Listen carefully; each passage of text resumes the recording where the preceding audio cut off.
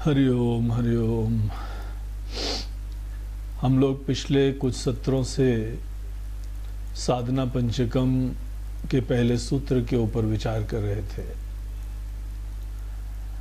जहां भगवान शंकराचार्य जी अपने शिष्यों को पूरी आध्यात्मिक यात्रा का एक मार्गनिर्देशन प्रदान करते हुए कहते हैं कि जो अल्टीमेट ज्ञान की राशि होती है, जो वेदों में प्रदान करी गई है, हमारा बहुत ही आत्मीयता, बड़े प्रेम, पूर्ण निश्चय के साथ आप सबको ये सलाह है कि वेदों को ही अपने जीवन का आधार बनाइए, वेदों के प्रति श्रद्धा का परिचय दीजिए, वेदों का नित्य पाठ करिए। वेदों के अंदर हमको दुनिया का सब ज्ञान, अपने जीवन को धन्य करने का सब ज्ञान विद्यमान है।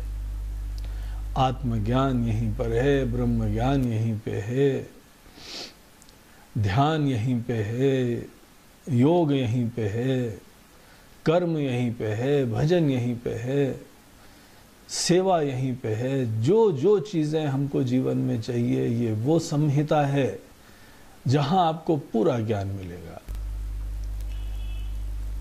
वेदों के बारे में जिसने खुद प्रवेश प्राप्त करा है वो जानता है कि हमारे देश में अनेकों संत लोग आए हैं, भिन्न भिन्न यहाँ पे लोगों ने हमको ज्ञान दिए, शास्त्र दिए, साहित्य दिए।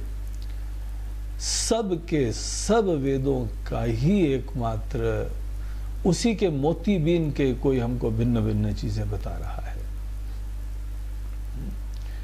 इसीलिए जो ज्ञान की मूल राशि है, सदैव अपने जीवन का आधार उसे बनाना चाहिए।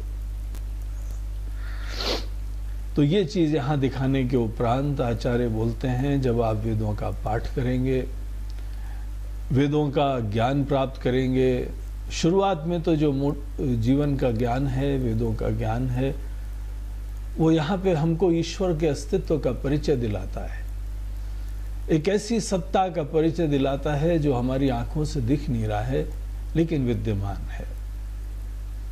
और वही सत्य है, जो हमारी आंखें नहीं देखती हैं वही सत्य है, जो आंखें देखती हैं वो तो देखते देखते खत्म हो जाता है।